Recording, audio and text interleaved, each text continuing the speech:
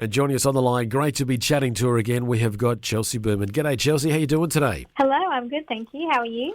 I'm doing okay. I'm okay, but you're in a bit of lockdown situation, so are you okay? You're coping with it all right? You've got a good support network around you? How is it? Yeah, definitely a good support network, and I'm lucky that I don't, live by myself and I'm not completely isolated. I have humans to talk to every day, which is good. Just trying to stay sane and keep busy, I think. That's all you can do at the moment. And are you using the time productively though? Are you, because you can't get out there and do shows? So are you writing or recording? What are you doing? Yeah, I've been doing a bit of writing actually over Zoom. So trying to be productive and really trying to stay busy. I think I have been resting a bit over the weekend, but still being busy during the week, which feels like a bit of a sense of normality, I guess. How does it feel when you get those emails and your shows have all been cancelled, the tours have been cancelled? Is it immediately a downer, or do you try and find the silver lining in there? No, pretty much a downer. Yeah. For a lot of them, they were just cancelled or postponed until, next year, late next year, which basically is pretty much cancelled to me anyway, just because it is so far away. But it's been really, really disappointing. A lot of amazing shows have been lost. A lot of opportunities. Income as well, of course, has also been lost. So, it's definitely been tricky. I think obviously now we kind of expect things to be cancelled, but definitely probably in the first month we didn't really expect it. So every cancellation, really, really hurt. Can understand that, and I'm sorry it's like that. Nothing I can do, but I feel for you, I really do. Now, a couple of months back, I spoke to a good mate of yours, Jake Davey, who was telling me about some upcoming shows that the two of you were going to be doing. So did you actually get to do any?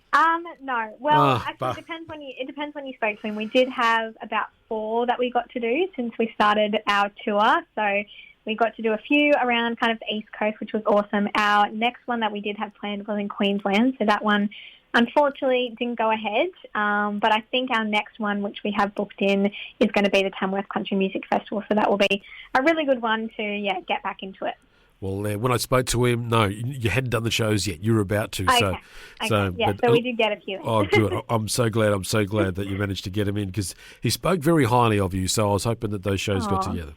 Yes, no, they're so much fun, and I can't wait till we can get back to doing them. They've definitely been a highlight of my year so far. Well, I spoke to another one of your very close personal friends, Abby Ferris.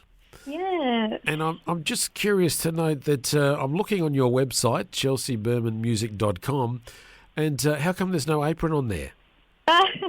She has aprons, so she has all of that on hers. So I don't think it's possible for me to add it to mine as well. I wish it was. But she has the apron, so if anyone wants an apron, head on over to hers. So she reckons she's a better cook than you. Is that true? Oh, I don't know. Questionable. When we cook together, I feel like we almost are worse, because we both are probably chatting too much, and we kind of, I guess, get caught up in each other. But I feel like when we cook separately, we might be slightly better. It was just one of those unusual items, because at the moment I'd like to promote your website so that people can get all, your merch or your music. They can still do it, and it can create some sort of a revenue stream for you in some way. But just seeing the different items, and when I saw the apron, I thought, oh, that's cool, and asked her about it. She told me the story, and I thought, well, I've got to, when I'm talking to Chelsea, I've got to ask her. So, but I thought, it's not there. Okay, now we know why. And incidentally, there is some really good merch there too. I love the Kiss Me Like You Missed Me cup. I reckon that mug is absolutely awesome. Thank you. I know, I was trying to think of what to put that, Kiss Me Like You Miss Me artwork on, because, sometimes maybe a T-shirt can be a bit strange if you're out in public, so I kind of had to work out what would make most sense. But, the cups are pretty cool. Yes, they are. They're very good, and should add it to the ones that I've got here, and an extra one, so we'll look into that. But all right, now, you've got a new song out at the moment, Chelsea. It's a song that we're playing here on Flow, and I want to know how much of this song was based on personal experience. I would say a lot. Yeah, a lot. I guess, and really, so I'm 23 now, so I've had a few years of, drinking and partying, but really only in the last probably year and a half, I started getting horrible hangovers. Not sure why, maybe just because I'm getting older, really, really bad. So I always, obviously love having a good time with my friends, and, really tried to get that across in the song, but that drink, that drink that kind of pushes you over the edge always tastes like a hangover, and that's kind of what the song's all about.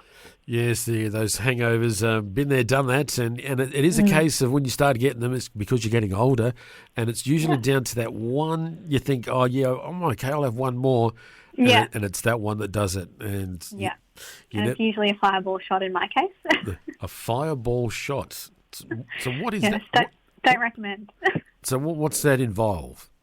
So it's just Fireball. So I think it's Fireball whiskey.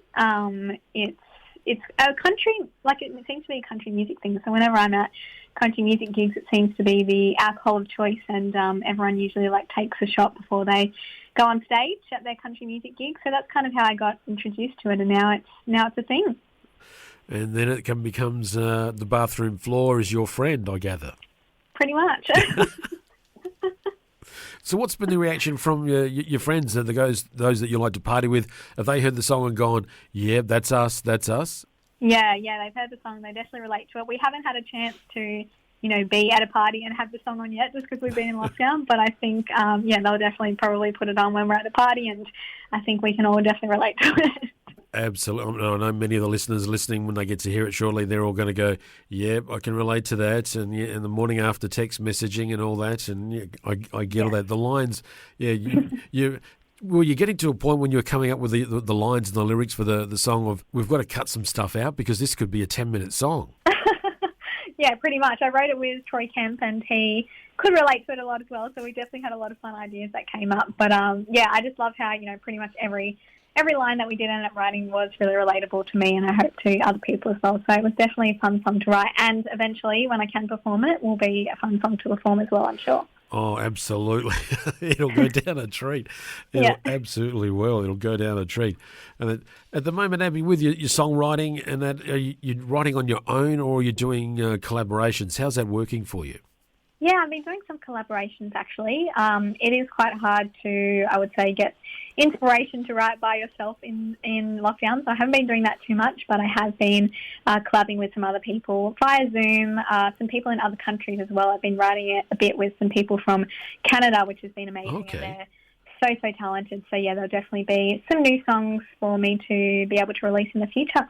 And how's that been going? Is it, apart from the technological issues we can understand, but the language barriers and all that, how are you able to work through some of those? Because, we all have our own little quirky colloquialisms that don't mean anything to Canadians, but they mean to us. Have you navigated through that? Yeah, it hasn't come up too much, but it has a few times, I guess, when they might say something that I definitely wouldn't say, or, Australians just wouldn't say. So I kind of have to tell them if it is going to end up being my song, that's not something that I would put in it just because it doesn't make sense to us. And vice versa, sometimes I'll say something and I'll say, what are you even talking about? So, yeah, there is a little bit of that. But, we just kind of have to be clear, I guess. If it is their song or if it is my song, it needs to sound like it's from, that country, and people are going to understand what it means. So you prefer collaborating for a song for yourself or for another artist?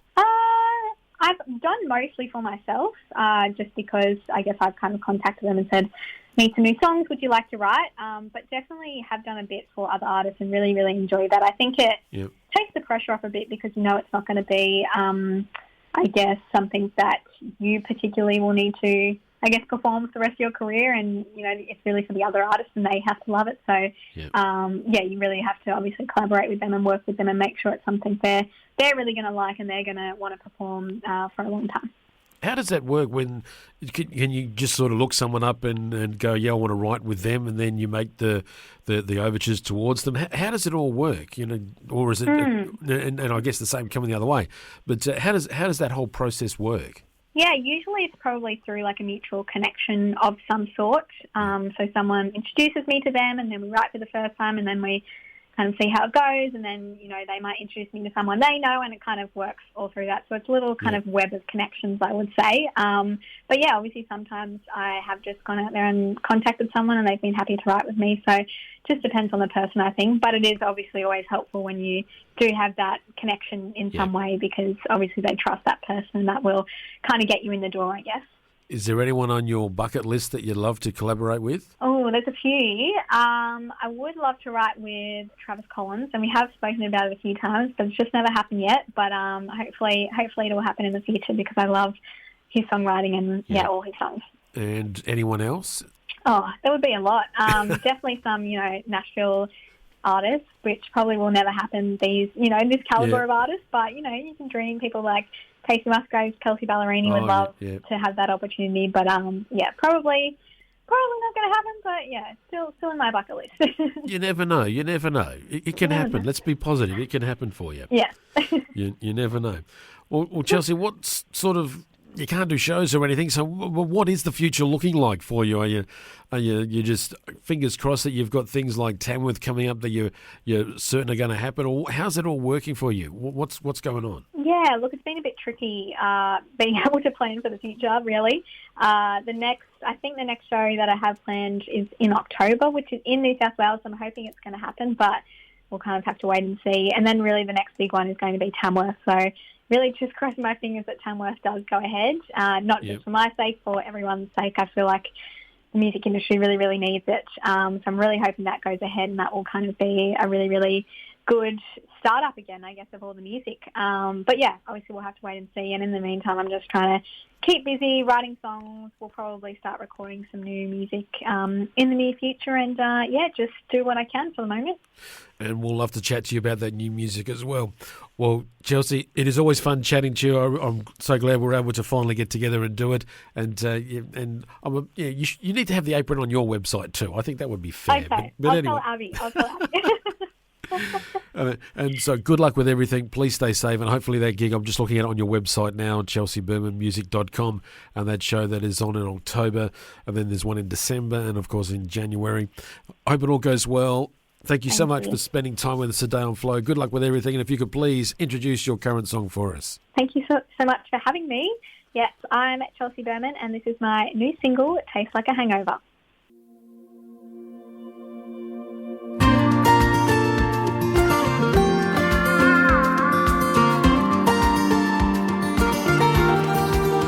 I know I'll spend tomorrow on the bathroom floor when they start handing around those shots of Fireball.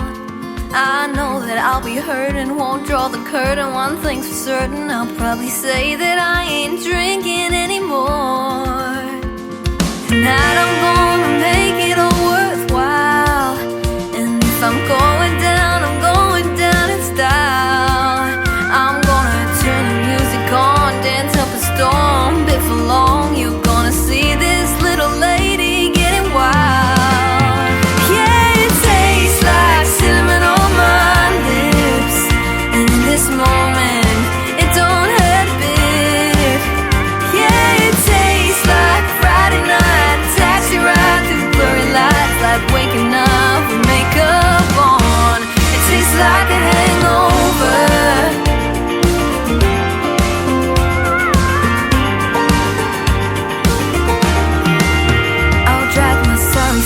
From the tiles to the couch, turn on the TV with the volume set way down, then grab my phone and text a friend, find out what the hell I did and why I feel the way I feel right now. Maybe 'cause it tastes like cinnamon on my lips, and in this moment it don't hurt a bit. Yeah, it tastes like a Friday night, taxi ride through blurry lights, like waking up when it's still on. Tastes like a hangover. Seems like I never learn. I get into the whiskey burn. It keeps me coming back. Right now all I know is that it kinda tastes like cinnamon on my lips, and in this moment, no, I can't feel a thing. Yeah, it tastes like a Friday night, taxi ride through blurry lights, like something I know too well, like stories you never tell. Tastes like a hangover, a hangover. I know I'll spend tomorrow on the bathroom floor, 'cause they keep pouring shots of Fireball.